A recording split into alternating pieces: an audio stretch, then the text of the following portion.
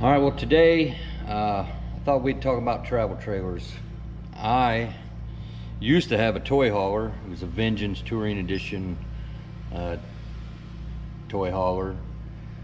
I sold it because I never used the garage in the toy hauler, so I was dragging around about 13 feet of length that I had no use for, and that started frustrating me, so I sold it. And I bought a brand new Forest River Sabre Cobalt, and the model number I bought is 36 BHQ. I bought it brand new, I think about the end of 2019, so it was before COVID, it was before everybody was buying campers, and I've had it for a few years now. It's listed as a 4-season camper, and it does have a covered underbelly. The cargo compartment where the holding tanks is heated. I use that loosely. The heater itself does exhaust some heat out into that area, and it works pretty good. I mean, it works great if you're just below freezing or whatever. Now, I was up in Angel Fire, New Mexico with the camper once.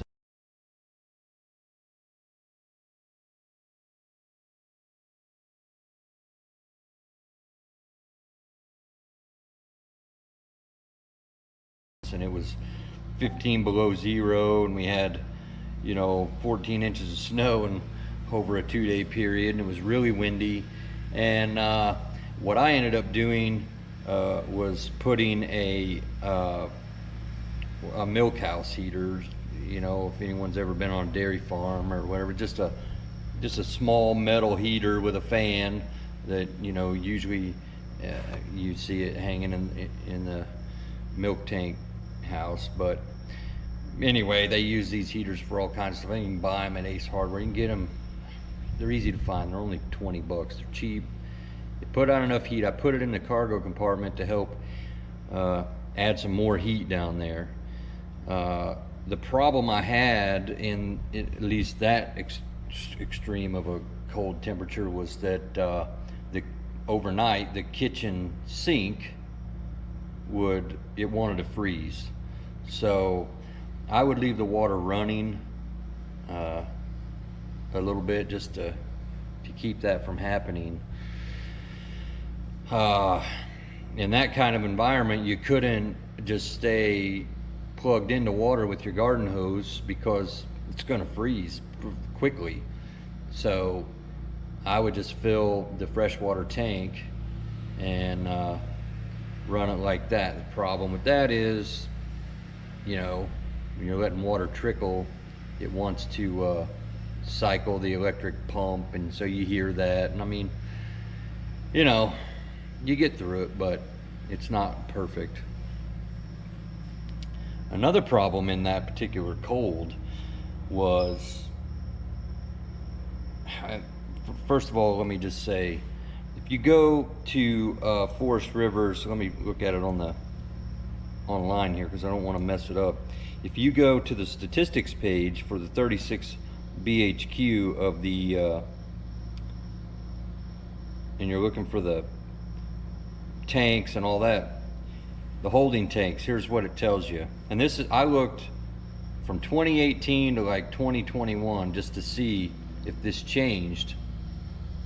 What it says is you got a 49-gallon freshwater tank.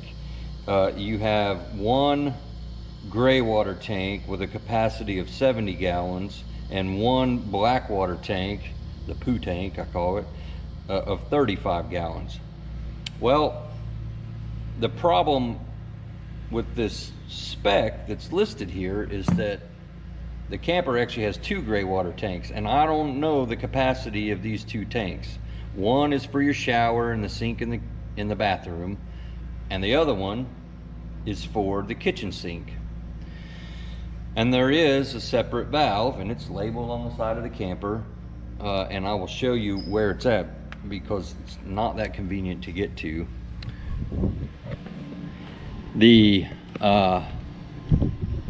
gray water drain valve for the kitchen is actually what is referred to as a galley drain, and I didn't see galley drain listed in the specs, so if I overlooked it, all right, so be it. But I did look. It's up here behind the frame. So when this bunk room slide out is open, you have to squeeze in between here and squat down and reach down there and feel for it. And then here's your gray tank and your black tank, and those are obviously right there. So additionally, if you go in the camper and you look at the wall where the indicator is at for your tank levels, it specifically denotes gray tank 1 or 2, and then gray tank 1 as your black fresh water. Well, I'm at my house, so I'm not using the camper. There's nothing in any of these tanks. So yeah, and they are not tied together because it's not as convenient to empty this tank. My daily routine is to empty the gray water tank for the bathroom, but not the kitchen. And I've had this kitchen sink fill up before because the tank was full, even though I have drained the bathroom tank. So they are not sharing space. I mean, it's isolated, and they are definitely different. So I don't know what the capacity is of this tank. I've gone several days before I've had to fill it or empty it. So I'll tell you one good practice, and I've seen this happen, is when you're at a campground and you got your sewer hose connected to the port outside of your camping spot, you need to leave your valves closed. And the reason why is because, well, I'll tell you a story. I stayed at Galveston RV Resort and Marina is where I stayed. It's a dumpy little place. I don't care for the people that run it. I told them so. And their septic system was not very good. In fact, I had kind of become friends with the people who were in the campground next to me, who had family staying in a camping spot a few camping spots away, and they were staying in a camper that they had rented from the owners of Galveston RV Resort and Marina. And one night I see them all kind of out there. I could tell they're arguing. Then the cops show up, and so the next day I asked my new friend, yeah, sounds like y'all had an exciting night. What was going on? He said, oh, that camper there's flooded, filled full of sewer. And that woman was telling my cousin that they were going to have to pay for the damage. They messed it up somehow. Wow, that sucks. And I'm thinking to myself, how do you flood a camper with sewage? I mean, when everything gets full, you know it's full. How do you flood it? I didn't really think much more about it. And it was the next day, I think, I was gonna leave. So I go out, I pull my valves, start draining everything. Now my connectors, my little elbow is clear, I can see through it. And I'm like, man, this thing's taking forever to drain. I mean, you know, you can see the shit going through there, and it's just not going very well. Well, I'm watching it. Now it starts going backwards. I'm like, what in the world? I mean, I've never seen this before. So I run and close my valves because I don't want it pushing sewage back into my tanks. So I go close my valves, and I mean, it took me an hour and a half. I mean, it was just taking forever to drain all this stuff.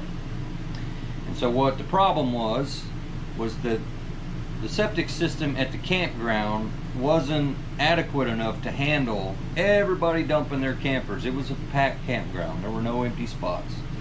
And everybody's dumping their campers, and it just choked everything up. So now everything's competing for a place to go, and if your valve is open, it might just start climbing back up your hose, and that's what was happening. So it's a good practice to just leave your valves closed, go empty your tanks, not your black water tank. You want your black water tank to have water in it, so that way the solid waste that goes through the toilet doesn't just splat on the bottom of the tank and then stick there. You need to give it some cushion so it can float. So don't drain your black water tank, but you just keep everything closed, drain your gray water tanks as needed. So I've read and heard stories where these things have happened to people before, but never experienced it myself until then. And so what I believe happened was those people didn't flood their camper that they rented. Their